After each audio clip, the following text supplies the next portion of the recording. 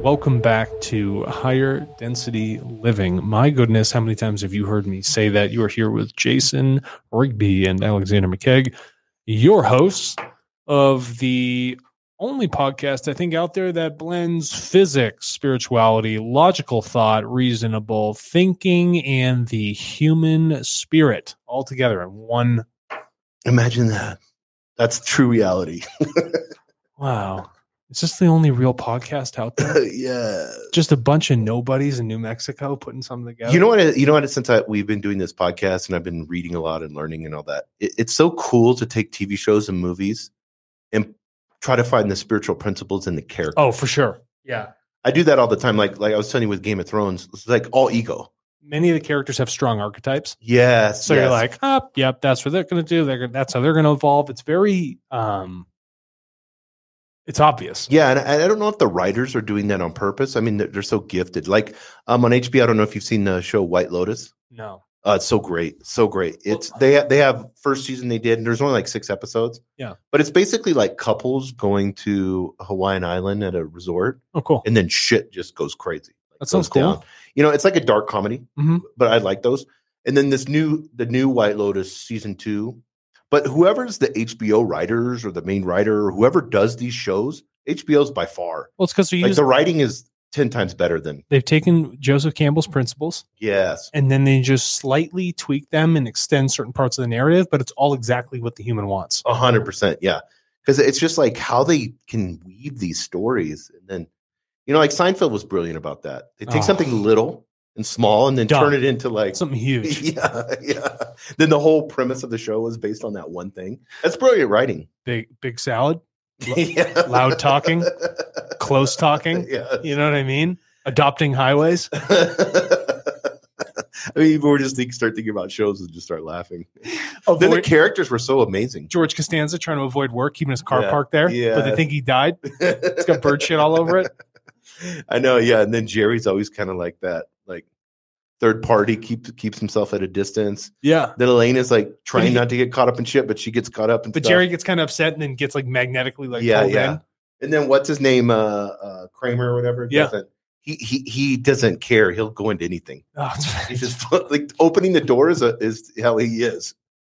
The way he opens the door is how he goes into stuff. He's just Cosmo Kramer. Yeah. Right? Cosmo or something like that. Yeah. There's just like no self-awareness there. Zero. In his character, you know, he's just full bore, like whatever. Absolutely love it. Yeah. Crazy. I love that too. So I want to get into, we have seen bizarre star-shaped, speaking of. I can't think about Seinfeld. I know. Yeah. It's so funny. Brilliant. Show. Bizarre star-shaped UFOs caught on film twice over Mexico. I got to pull up a picture of it. Yeah. So 2 separate witnesses in Mexico captured footage of a bizarre-looking star-shaped object that strangely hovered in the sky. There's video on it too. One of the things is it was posted to TikTok by a user named Valerie, indicating it occurred in the state of, how do you say this? I don't know this. I don't know. Tlaxcala? It's in Mexico. Tlaxcala? Why is there an L after the T? Tlaxcala.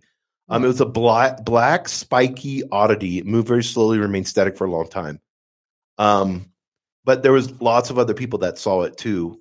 And whenever you look at, do you see it? Isn't that wild looking? Yeah, it's just weird. This. So what I want people to understand, and kind of what I want to bring this up is, you have to, you can clearly see that. It's really interesting. I have it up on here on it's camera. A geometric pattern. Sure. So whenever whether it is a military drone, which is, I think a lot of these UAPs are that, stuff that we don't know about, probably defying a lot of the laws that you got all of them. Boeing has it. Sure. Lockheed Martin has it. I was reading this company, Kratos. They do a lot of these drone stuff like that. It's Kratos, and they're on the stock market and they sell, to all this elite stuff. They have like facial recognition, so they can like identify the target 100%. Crazy. Make sure. So they got this drone flying that's got a missile on it, and then they can be like, "Yep, that's Jason Rigby." Like for sure. That's what percentage? Take him out. Yeah, he's that right. It like measures the height. to know my height, my build, my facial recognition. That's amazing. So now it's just, you would want something like that compared to just blowing up a whole building and killing 30 people. Not good to kill people, but we also don't want a lot of casualties. Yeah, exactly. Yeah, it's not good to kill people. But at the same time, if somebody's just slaughtering people, we need to get rid of that dude. Yeah, that's a problem. Yeah. It's like in the wild. Cause and effect. Well, yeah, no. In the wild, some animals Mm-hmm. get out of control and they'll end up eradicating the local population, whether it be in the forest or the jungle or whatever, and it actually has to be managed. Mm-hmm. If it's not self-managed, it'll just start wiping everything out. Well, you talked to that guy that did evolution psychology with monkeys and stuff like that on the Tardo podcast, the TCast. But he had said something a while back I thought was really interesting. The alpha male chimp has to be nice. The alpha male chimps that are cruel, he won't last long because the chimps will get together. Correct. And then he can't handle 10 of them. No. So it forces them, if you want to be the alpha male and be in charge and get all the ladies, you've got to be nice to all the younger male monkeys. Has to. So it's a numbers game. And they also know it's like there's no balance here. Yeah. The balance is now off. So if you're a terrorist just killing people, that's a problem. And it's always funny how it coincides to going against somebody's free will, how they multiply, they'll rape and pillage and they just constantly go against free will. All the time. Me personally, whether it's wrong or right, I don't know. I think those people need to be eradicated. Yeah. They can go in another meat suit and learn. Yeah. It's just like it's totally degenerated so much that it's harming all of society. Yes. Right. So that's how I'd see that. But this star-shaped UFO, to me, because we're seeing a lot of here lately, it looks like the clearer the footages are becoming, whether it's the naval pilots, we're seeing a lot of different geometry. Like before, it was always like cigar shaped, then that 1950s UFO look, the saucer look. Yeah. But now we're starting to see these, the ones that are going in and out of the water, they're actually morphing and becoming elongated but we have to realize, and I had read this back in the 80s. What? And we've seen it on Terminator and stuff like that, metal that can move. Oh, sure. That can be, it's like liquid metal. Sure. Well, Mercury's liquid metal. Yeah. It's all phase states. That's all things are. So if you want to put things in certain geometries, and plus, why does it matter? If you're creating your own gravitational field, it doesn't. That's what I was getting to. Doesn't have to be aerodynamic. No, it can be any way you want it. If that's the best geometric shape to resonate the field that you're looking for, congratulations. You could float around in a giant square if you really wanted to. I remember that the Playarin in one of the earlier contacts, we're talking about this ship that had showed up. They floats around Earth. They track this ship. It's rather large, all over our relative cosmos, our universe. But they said that this thing is a giant square. They'll send signals to it. The Borg? I know. It's just Are they a cube? I don't know. Yeah, they are a cube. Yeah. But they'll say that they send signals to them. But the way this thing is designed is that it absorbs all the signals as free energy. It doesn't matter what it is. That's smart. They consider everything waste that it's receiving, so it uses that and turns it into energy, but they're not blocking it. So if it floats around the world and it could pick up all our satellite signals, it's just absorbing all our energy. Yeah, they know that there are entities in it, the waste, but those entities don't communicate with anyone. Yeah. They just float around, observe, and just continually to pull in all this energy that's floating around. Well, I was listening to a medical doctor the day that was he's actually at Harvard studying psychedelics. Okay. And then giving dosages, they're allowing that now, giving dosage of psilocybin or MDMA, these different ones. And then monitoring people and seeing, and they're finding out that, these plants are curing people. Sure. On certain things, plants or medicine. Oh, really? How long? Shamans. How long's that been around? Oh my God, the moringa tree. It does so much. Oh, yeah, algae. Exactly. I didn't. Bark. Yeah. Really weird. Yeah. Was it willow bark? Yeah. Is that the stuff that's in aspirin? Yeah. It's like all of our stuff is plant derivatives. But this guy was talking about everybody keeps seeing these different beings when they go into, and he's like, we're in a clinical thing, but these people are seeing, extraterrestrials basically, and he's like, I'm a scientist, but it seems like there's an interdimensional aspect of it that's tapping in. But we go back to what we were talking about a couple podcasts ago. We only see like 0.0001%. Just about to make the comment. Yeah, we don't see it. We're like that one scientist said, we're basically walking around blind. All the So time. what if we could see all the dimensions? We could see all the color spectrum. I'm throwing up everywhere. And it's the same with the pilots. Like all of a sudden they got the new radar on their planes, and then now they start seeing these things everywhere. Yeah, but they were there before. They've always been there. Why is all this stuff just happen to magically show up all of a sudden? No, it's just because your technology is expanding your senses. That's all it is. And now it's becoming more fine in what it senses, and doing so means that you get an extra dimensionality of what you can look into. And I think that if, what was the show Stargate. Stargate, where they went in and out. Great show. Where they went in and out of dimensions. It's like, it's such a good show. Why is that science fiction? We know there's dimensions. We know there's different dimensions. To not think that there's other planets but there's other dimensions with other planets that have other beings that are more evolved than us that can transfer and go interdimensionally. Yeah, big whoop. Well, it's not like, so seeing a star-shaped UFO should not surprise anyone. It could be, Raw was talking about this, the amount of humanoid species that are out. It's like you can't even count. You can't count them. But think about this for a second. Geometry. There are many dimensions to an object which math can create. How is math created? People think it up, right? Yes. Everything that's thought up is real, right? So how is it impossible that multiple dimensions cannot exist? If I can articulate it mathematically, if I can visualize it, it has to have some sort of existence, because then it's within the realm of possibility. Yes. The universe is huge. There's multiple of them. Yes.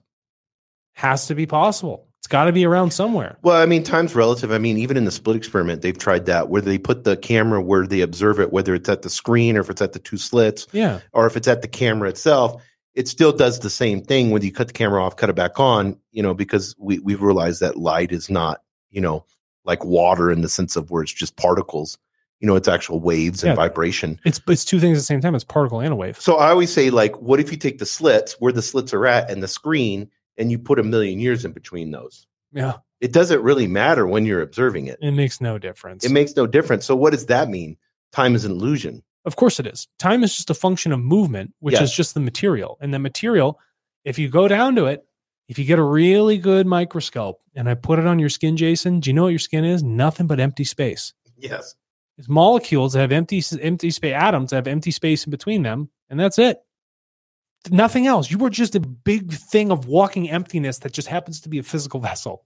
Same with everything out there in the cosmos, of which less than 1% is all the physical material of our cosmos. What about the other 99%? Yes. What about the non-stuff? That non-stuff has to be that energy, that void space. Yeah, and that's where I think our thoughts create.